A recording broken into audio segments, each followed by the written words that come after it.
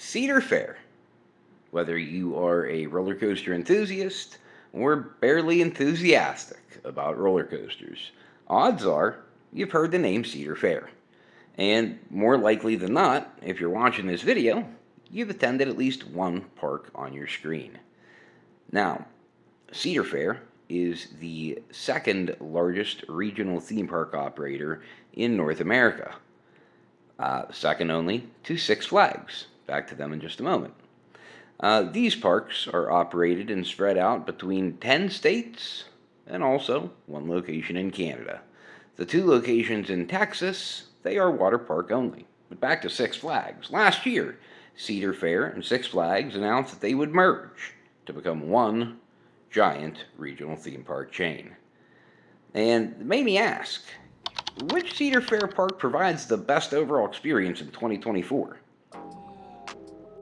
This is Clay with the Pennsylvania Roller Coaster Club, and today we're going to look at that very question. Use our own personal experiences in the park, and we're also going to take a peek at the following criteria: the roller coaster lineup, the flat ride lineup, ride operations, customer service, food, beautification, and shade. Those are all the things that are encompassed into the decision for this ranking. So, which Cedar Fair park provides the best overall experience in 2024? Let's get it started, and I'm sure there will be some controversial opinions. Number 11, Worlds of Fun, Kansas City, Missouri.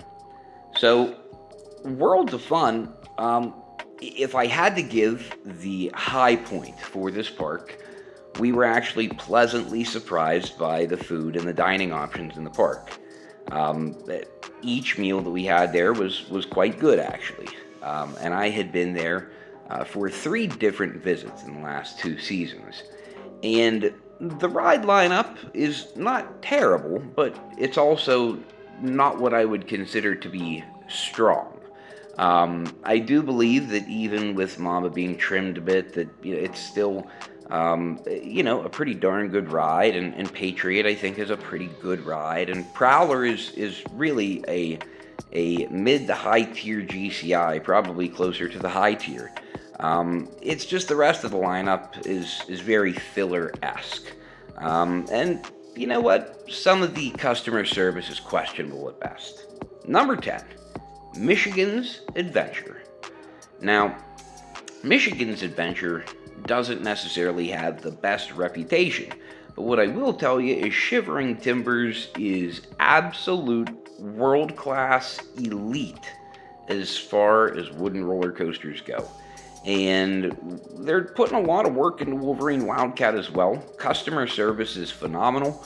The lines are not that bad, and ride ops are relatively decent minus the Wild Mouse. Moving on to number 9, California's Great America. Now, this is the only U.S. park on this list that I actually have not got an opportunity to visit yet. However, I have been to its sister park, located in Gurnee, Illinois, currently a Six Flags park, and I have ridden many rides very similar to the layouts of the rides that are located at this park. So I feel as though I have a genuine feel for half of the ratings in this system. So the other half, I've taken some of the opinion of other people whose opinions I value very much. And I can't rank it any higher than number 9 currently, and a lot of that has to do with just the overall charm of the park starting to greatly decrease because, quite frankly, a lot of the general public and even the staff are aware what the fate of this park truly will be. And that's a shame. But not much you can do. Number 8, Valleyfair in Shakopee, Minnesota. So, Valleyfair is one of those parks that does not jump off the page to you in terms of ride lineup. Not just for the roller coasters, but even for flat rides as well. This is not a loaded park by any stretch of the imagination, but where it falls in comparison, in that ride lineup category, it kicks butt and kills it in terms of customer service and ambiance, beautification and shade. This really is a beautiful park, and you just feel so welcome there. And, in today's day and age, that's got to count for something. When you're spending your dollar, you want to feel welcomed. You want to feel like your business is genuinely appreciated. And I gotta say, in a day and a half, I did not have one time where I felt like an afterthought at this park. And the ride lineup is good enough and unique enough, especially with the only impulse coaster that operates the hold brake. I think this is a very solid park. Moving on. Number 7, Knott's Berry Farm in Anaheim, California. Now, Knott's, guys, arguably one of the most beautiful parks in the chain, especially in terms of theming and overall family appeal as a kind of a destination location, if you will. Now, obviously, there's no, hotels attached to the park just due to the location, but Knott's is one of those places that when you're in the Los Angeles area, you make time to get out to. You make time to visit, and for good reason. The ride lineup is very solid, especially once you add Montezuma's Revenge back into the picture. The food here is absolutely world class. Now, some of the areas where the park needs some tremendous help is in terms of ride operations, line management, crowd management in general, and making sure things are open. Very critical parts of the ballgame when you're operating a theme park, and Knott struggles in a couple of them. Number 6, Canada's Wonderland. Now, Canada's Wonderland is a park that I have been outside of several different times previous to the early 2000s, and I was always there during the winter months, and at that time, you would never have Canada's Wonderland open during any of the winter months. It just wasn't that type of park, so to speak, especially with its geographical location. But since that time, Canada has implemented some pretty weird rules about traveling to the country, and it has left me with the inability to re-enter the country, which is a different story for maybe one of the Ride Live events, maybe for one of those Q&As, but good stories.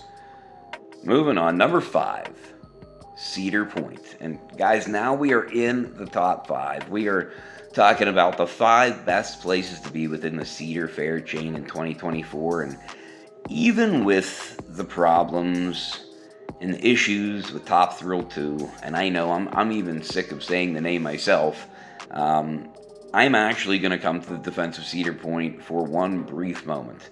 Did they make a boneheaded decision by not using Intamin? Yes, probably. Did they give Zamperla a chance, just like someone once gave Intamin a chance? That they did. Now, I'm not going to say that everything is roses and puppy dogs, but what I will say is I have confidence that Zamperla is going to get this right. I have confidence that the ride is going to be reopened, and as one of the people that does have a few rides on the roller coaster, I can tell you it is a world-class attraction. And when they do have it back up and running, those of you that have not gotten to ride it yet, you'll understand why we feel confident. Moving on, number 4, Carowinds. Now, Carowinds is a park that has a pretty top-heavy lineup. Very a la, actually Canada's Wonderland at this point. Having a gig on top, a good B&M Hyper, an invert. Well, one has an Arrow, one has a B&M. But you get the point. These are complete, well-rounded lineups, definitely with some lower-end filler, but still relatively complete lineups for what the park is. And they definitely have some standout attractions at the top of the billing. Both have pretty darn good food options, but I do happen to favor one huge thing about Carowinds over both Cedar Point and Canada's Wonderland, and that's crowds. Guys, there's no comparison between these three parks, which is the more pleasurable to spend a summer day. And if you have to be there during a summer day, which would you rather be? And the answer is pretty clear, it's Carowinds.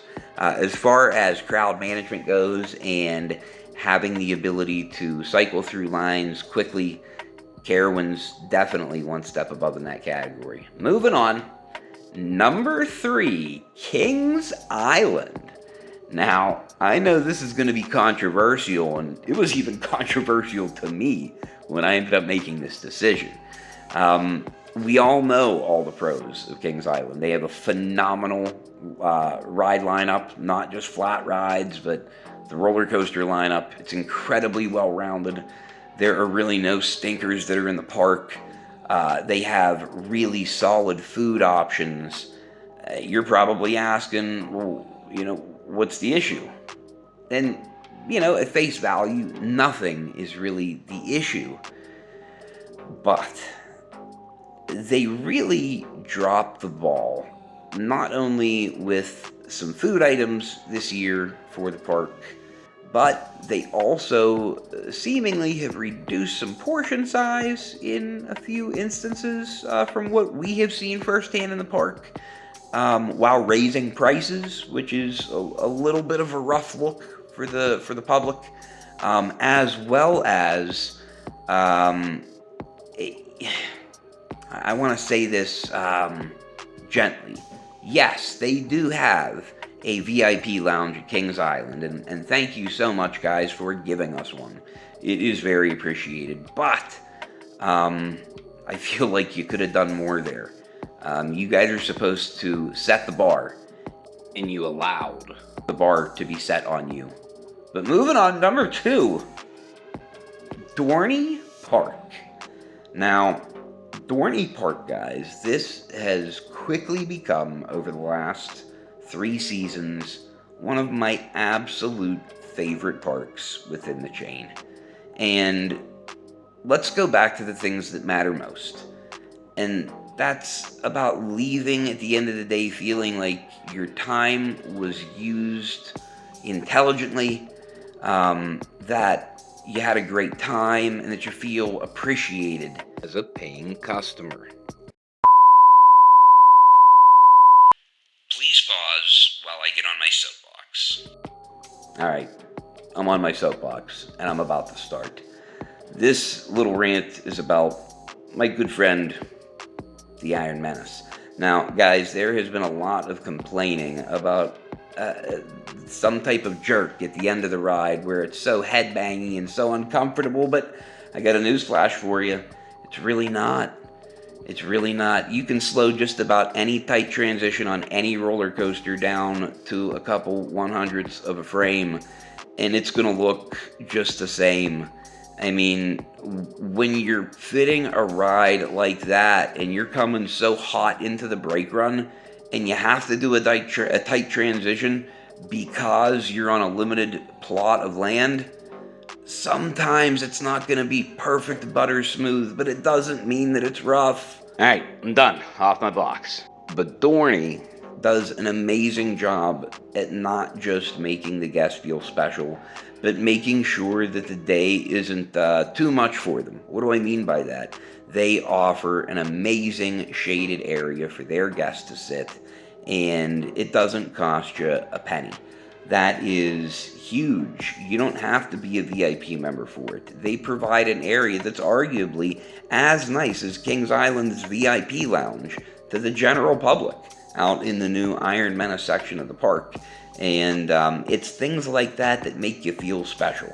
It's the fact that all of the rides, for the most part, are operating two trains, or at least the ones that have the ability to. And it's the small things that make the difference. At the end of the day, you feel like your day has been amazingly fulfilling. And that is how you want to feel. Finally, the number one park this year, 2024, none other than King's Dominion. Guys, I can't believe, if you would have asked me 3 seasons ago, is there any chance that King's Dominion would be number one on this list, I would have told you that you're crazy. But this park has seemingly done the Kings Island transformation. All of the things that make Kings Island great, the amazing food, the fantastic customer service, the amazing attention to detail. King's Dominion has it all. And now, with this new coaster being built for 2025, this amazing new launched B&M Wing coaster, it is going to add to an already completely stacked ride lineup. These guys have an amazing flat ride lineup. They have an absolutely amazing roller coaster lineup with possibly one of the best 1-2 punches in the United States with Twisted Timbers and Project 305. You couldn't ask for anything more in a park. And now that you have the food service, the food options, and by far the best VIP lounge of any park in the chain. And that's another area to give King's Dominion a huge shout out on, is the quality of food. Not just the quality, but the number of offerings, different offerings throughout the park now. They have really stepped up their game over the last 2 or 3 seasons. And really, this is one of the areas that they have highest over Dorney Park. One of the problems that Dorney has, really the primary problem, is the food at the park. Really, every restaurant, regardless of what it's named, essentially serves the same stuff, the same quality. Besides the new one down by Iron Menace, that new restaurant. But guys, I do want to talk really quickly about the metrics for the channel. 91.6% of the people that take in the content are not subscribed, and I kind of view it as a social contract. It costs you nothing. It really helps the channel, and at the same time, in return, I'm going to keep providing free content that hopefully you can enjoy. So please help out with that social contract. Subscribe to the channel, like the video. It truly is the best way to say thank you to us. We do appreciate it. So let us know in the comments down below, guys. What do you think of our rankings? And more importantly, what are your rankings? Where would you have these parks ranked? Close to us, or did we get it completely wrong? We're also going to use the comment section below to kick off our new series called 5 Burning Questions. So go ahead and make a comment below with the tag 5 Burning Questions. List your 5 questions regarding any of these parks, any Six Flags parks, or any parks in the U.S. for that matter. And maybe one of your questions will be included in the next video. So from all of us here at the Pennsylvania Roller Coaster Club, thank you so much for watching. And until next time, guys, we'll see you out there.